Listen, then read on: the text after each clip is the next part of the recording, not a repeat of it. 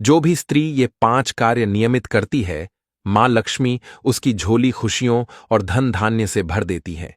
इसलिए दोस्तों, आप इस कथा को पूरा जरूर सुनें, क्योंकि आधा अधूरा ज्ञान घातक होता है।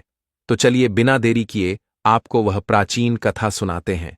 दोस्तों, यह कथा है पूर्वकाल की, जब मध्य देश में एक अत्यंत सुंदर और समृद्ध नगरी हुआ करती थी।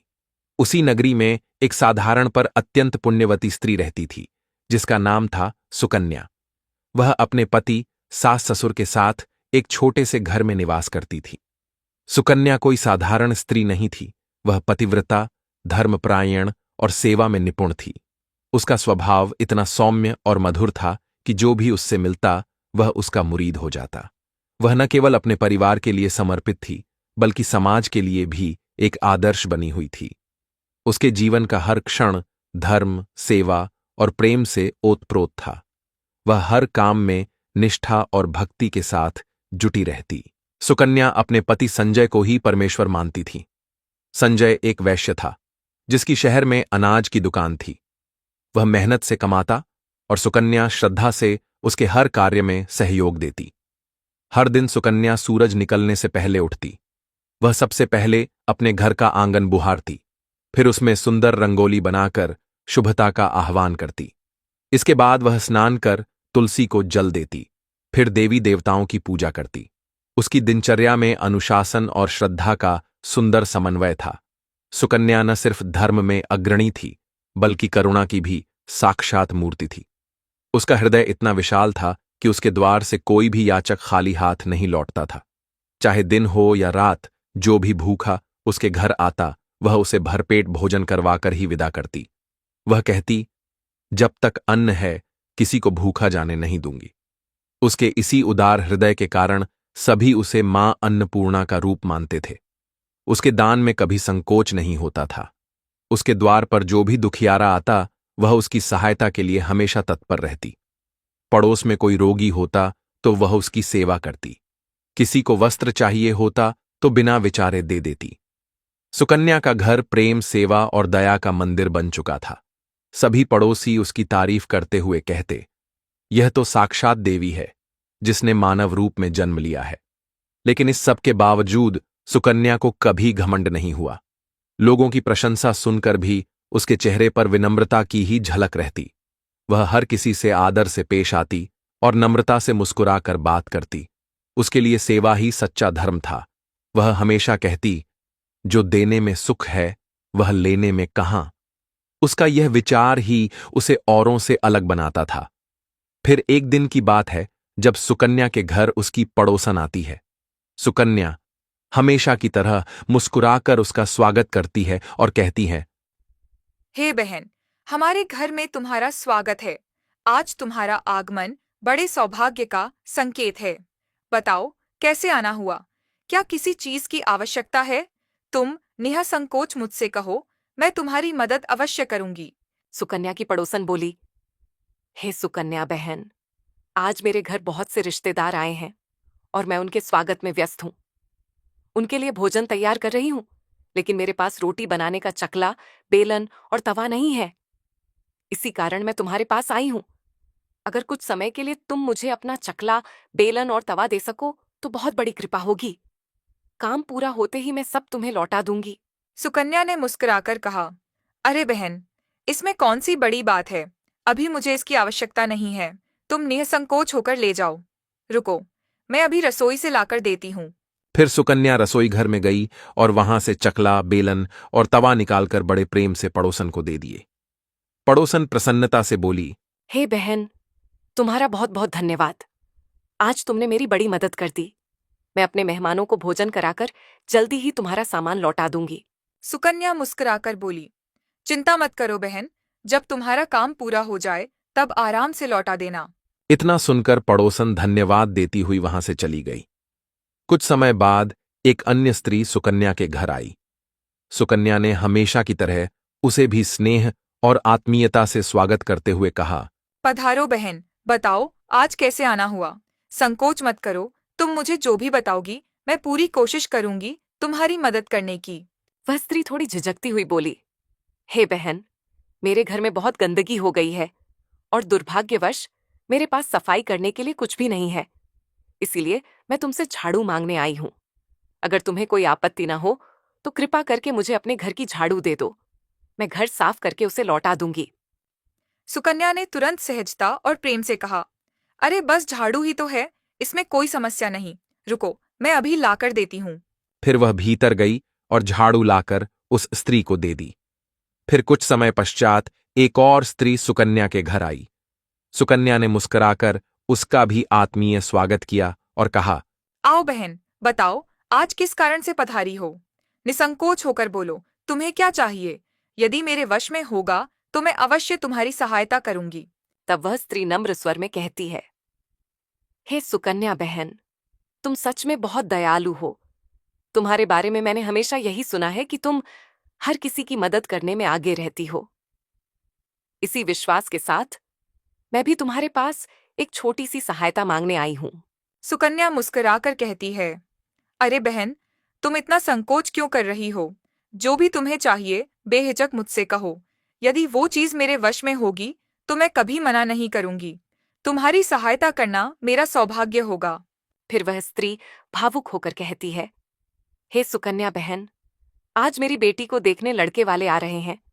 मैं बहुत चिंता में हूं, क्योंकि मेरे पास उसे पहनाने के लिए न तो अच्छे वस्त्र हैं और न ही कोई गहने। कृपा करके मुझे अपने कुछ गहने और एक सुंदर सी साड़ी उधार दे दो। बस एक दिन की बात है।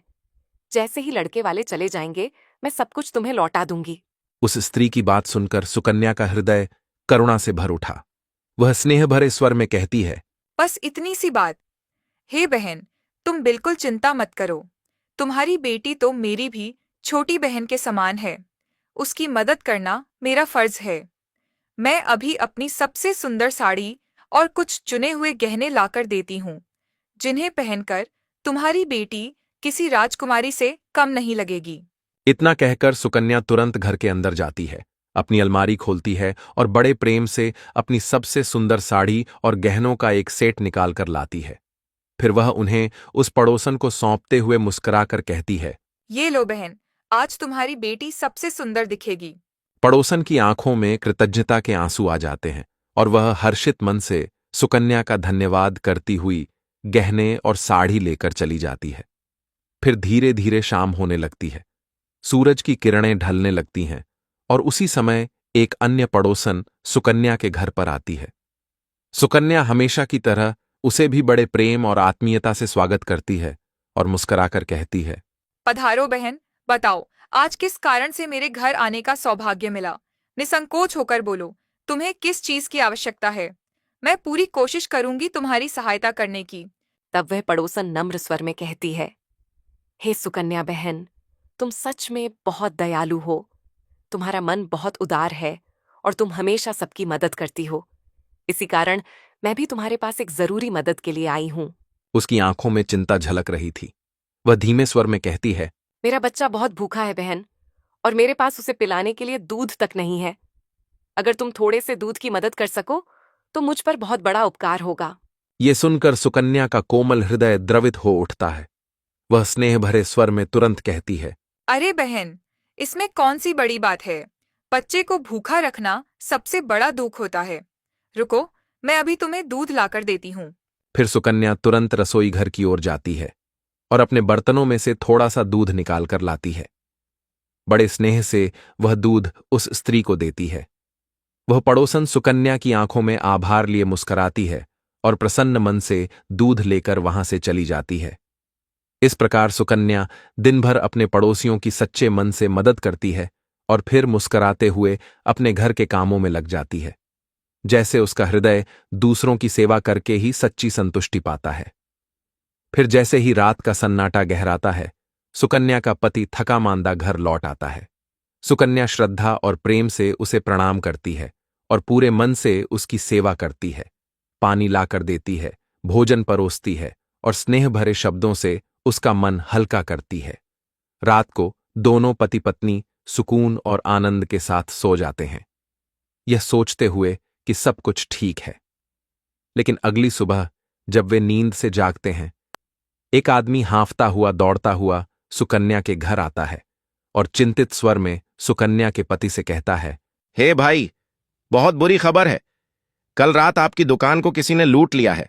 सारा माल गायब है। यह सुनते ही सुकन्या का पति जैसे कांप उठता है। उसका चेहरा डर और बेचैनी से भर जाता है। वह बिना कुछ बोले दौड़ता हुआ दुकान की ओर भागता है। जब वह दुकान पहुंचता है तो वहां का दृश्य देखकर उसकी आंखों के सामने अंधेरा छा जाता है। सारा सामान, सारा माल, हर चीज गायब थी। यहां तक कि दुकान की गद्दी में रखा हुआ धन भी लुट चुका था। वह टूटे हुए मन और भारी कदमों से घर लौटता है। उसकी आंखें लाल थीं और चेहरा उदासी से झुका हुआ था। वह सुकन्या को सारी बात बताता है। यह सुनते ही सुकन्या के मन में मानो कोई बिजली सी गिरती है। फिर भी वह साहस जुटाकर कहती है, आप चिंता मत कीजिए जी। हमारे घर में अभी भी थोड़ा बहुत धन है, जिससे हम फिर से व्यापार शुरू कर सकते हैं। हम फिर खड़े हो सकते हैं। यह कहकर वह तुरंत तिजोरी की ओर दौड़ती है। लेकिन जब वह तिजोरी खोलती है तो उसके पैरों तले जमीन खिसक जाती है। तिजोरी पूरी तरह खाली थी।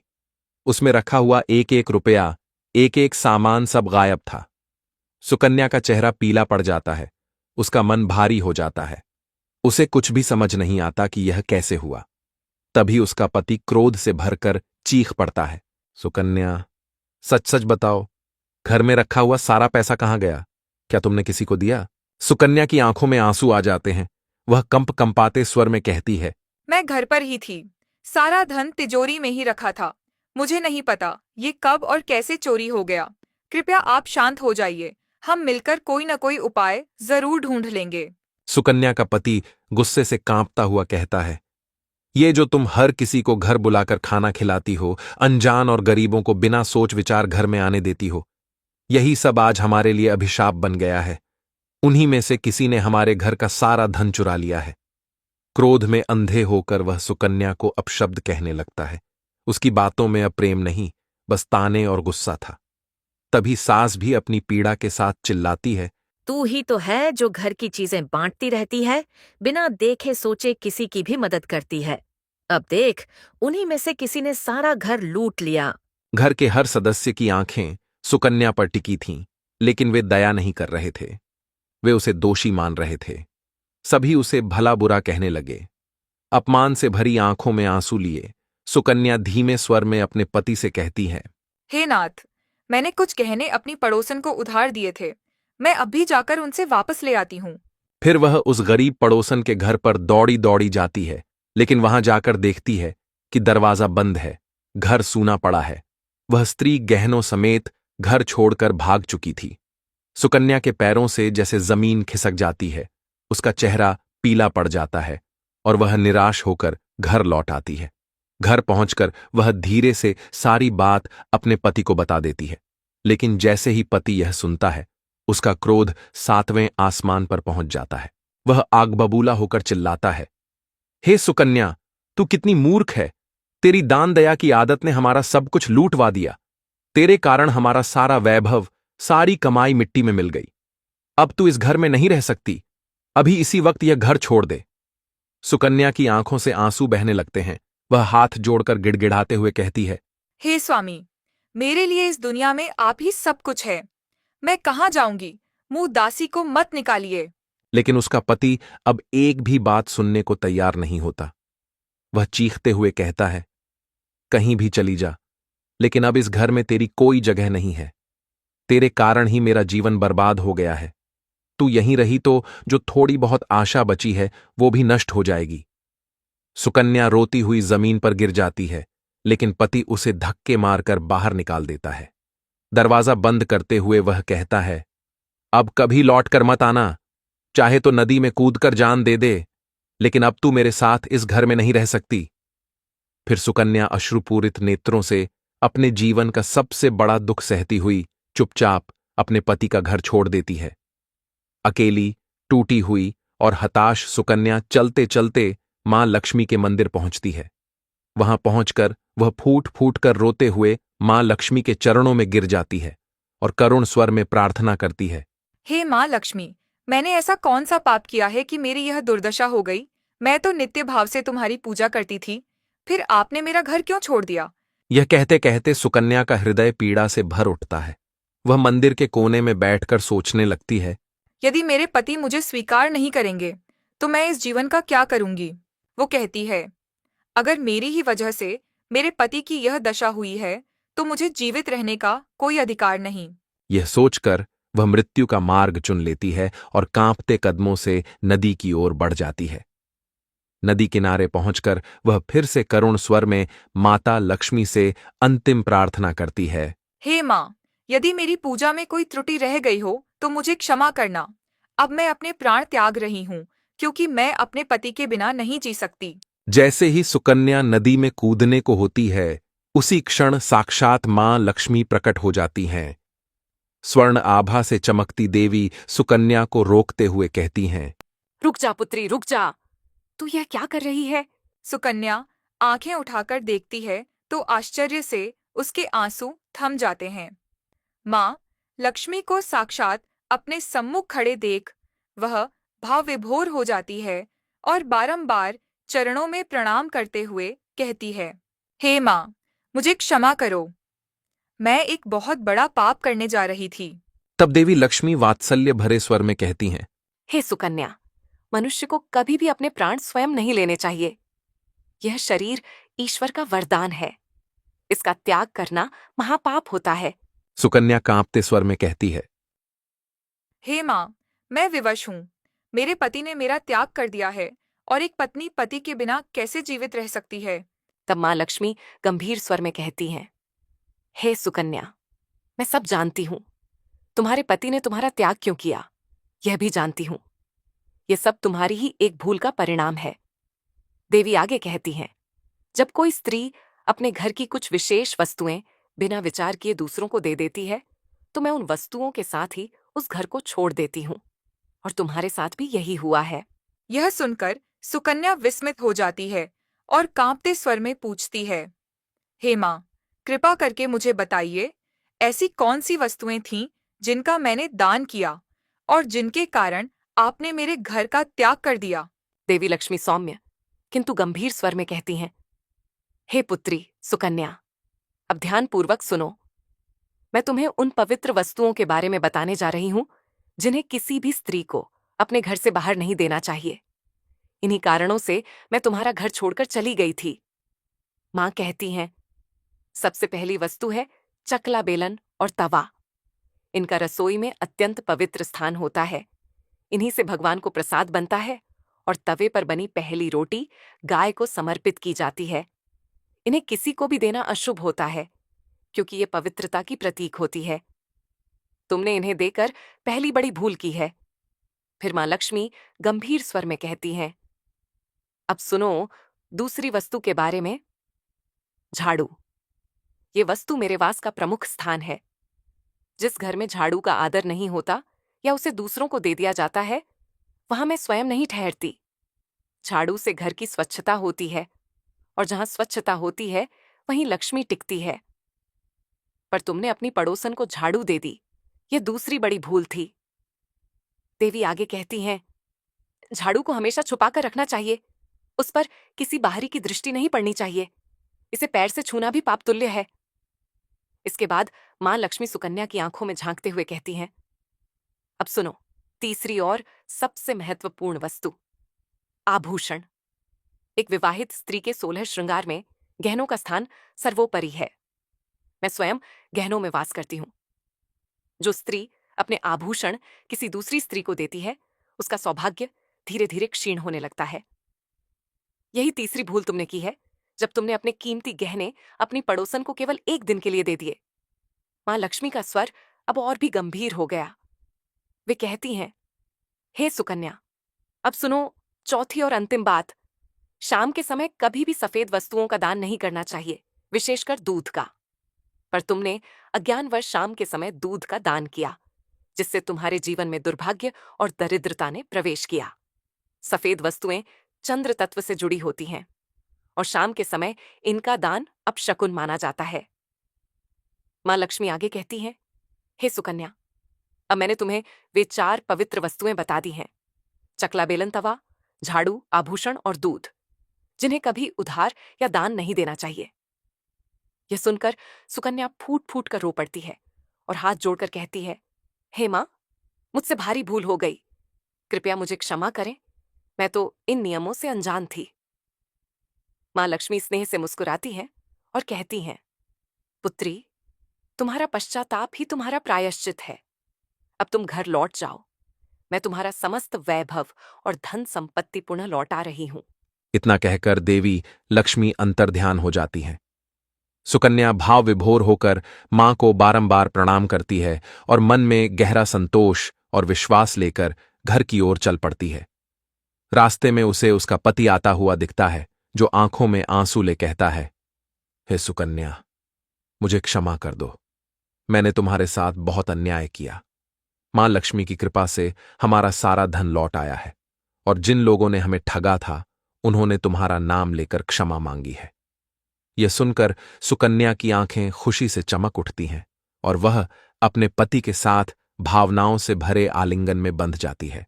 फिर दोनों पति पत्नी हाथ में हाथ डालकर घर लौटते हैं, जहां अब मां लक्ष्मी का वास स्थायी रूप से हो चुका था। उस दिन के बाद से सुकन्या ने उन 4 वस्तुओं को कभी किसी को नहीं दिया। और मित्रों, अगर आपको यह प्रेरणादायक कथा अच्छी लगी हो तो वीडियो को लाइक करें, कमेंट में जय मां लक्ष्मी अवश्य लिखें और चैनल को सब्सक्राइब करना न भूलें।